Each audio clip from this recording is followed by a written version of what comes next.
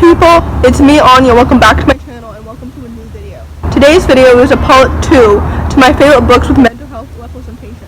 So, the first book on this list is called Who Put the Song On, written by Morgan Parker. This story is a YA contemporary and it follows Morgan Parker, who stands out in her small town because of two factors. One, she's black, and two, she has depression.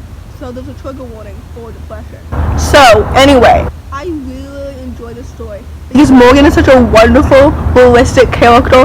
It's clear that the author is speaking about her own experiences because it just comes to life so well. I think that having black characters who deal with mental health is so necessary because that representation is so underrated. The amount of books that I've read that have mental health representation in it that feature white characters is just so much. I understand that the publishing industry and the author industry as a whole is dominated by white people, but in this category alone, there's just so little black people represented, and it's just so annoying as a black person. You know what I mean? And I just feel like there should be more stories that feature black characters who deal with mental health. You know, because I feel like there's this stereotype that black people don't deal with mental health because of like the strong black woman stereotype, because there's another stereotype that deals with mental health that's like, if you have mental health it makes you weaker, which is so stupid, because if you have mental health, I just want to let everybody know that if you have mental health issues, it does not make you weaker than anybody else. You know what I mean? So basically, A, I think that there should be more stories that feature black characters that deal with mental health, and B, Who Put the Song On is such a good story. So I highly recommend this book.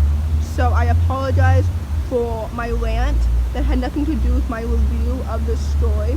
Basically, please go check out this book because it is so good. The next book on this list is called 10 Things I Can See From Here, written by Carrie. This story is a YA contemporary, and it follows Maeve, who deals with severe anxiety, and how she navigates so many different things in her life. This story is so good. I absolutely really enjoyed it. In addition to having great anxiety representation, there's also a good sapphic female romance in it, and this story is so good. I love Maeve as a character.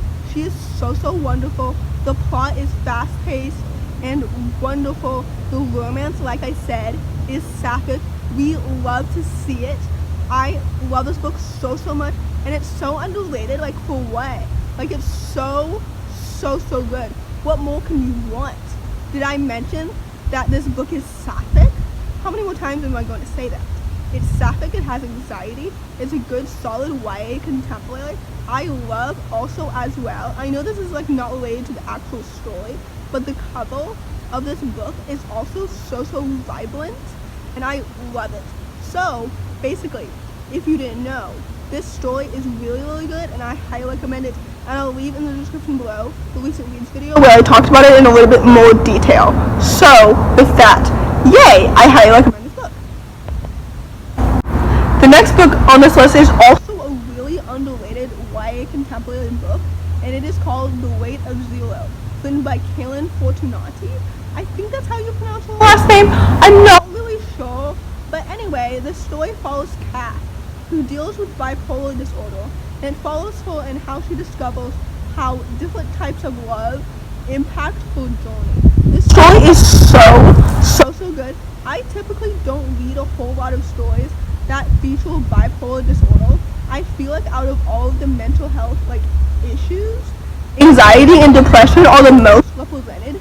So it's kind of like refreshing to read about a different like mental illness, you know what I mean? So basically, this story was so well done. As a person who does not have bipolar disorder, I can only speak on the representation to an extent, but I thought that it was well done. It was realistic. I felt myself fighting for Kat, and she is such a wonderful, strong character, and her strength really pulled the story through, you know what I mean? Like, the story was so well done, and I really enjoyed it. So with that, I highly recommend it. The next book on this list is called Quintessence, written by Jess Redman. This story is a middle grade contemporary and follows Alma, who deals with panic attacks. So this book has anxiety representation, and anyway, when Alma sees a star fall from the sky, her life takes a turn. I really enjoy this book because A, I love it when middle grade stories deal with mental health, because I feel like mental health is underrepresented as a whole, but it is so underrepresented in middle grade. I feel like most books that I've read that deal with mental health are YA, and I know that there are so many young children out there who deal with mental health and want to see themselves represented in books, but they can't read YA because YA is too old for them. So anyway, I would recommend this book to anybody who was a fan of like 5 Things About Ava Andrews, which also deals with social anxiety. But anyway, Quintessence is so good. Like I said, the anxiety representation is wonderful. Alma's friend group is so great. Alma as a character herself is also so wonderful. I loved her character. I like the elements of like magical realism, because technically this book could be magical realism, or one could say like fantasy contemporary. Anyway, the world building, the characters, the representation, the story is so good, and that's why I gave it 4 stars, and that's why I would highly recommend it. So yay. The last book on this list is called The Edge of Anything. This story is YA contemporary, and it has OCD left with one of the main characters. So it's dual perspective, and it has 2 characters. One of them is Lynn, who has OCD left and is haunted by her past, and the other one is Sage, who's a volleyball star and who's desperate to find a way around her sudden medical disqualification. I really enjoy this story because A, I like the friendship between the 2 girls, B, I like the dichotomy between the 2 characters, and C, the OCD left was so good. As somebody who doesn't actually deal with OCD, like I said before, I can only talk about the representation to an extent, but I thought that it was so well done. It was so insightful and eloquent. It was just done so well. I think I heard that this story was own voices, but I don't know which element of it was actually own voices, and also I could be wrong about that, so correct me if I'm wrong. But anyway, the story was so well done and wonderful, and it's so underrated, and for what? Like, it's so good. So with that, I highly recommend it. So in conclusion, I highly recommend all the books in this list. Like I said at the beginning of this video, this one is a part 2 to my favorite books with mental health representation in them. So I'll leave in the description below part 1, but also as well any books that I've mentioned any of these books previously as per usual.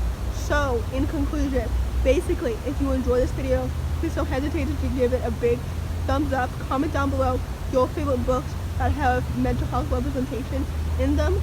Thanks for watching. I'll see you next time, and subscribe to my channel if you're new. Bye!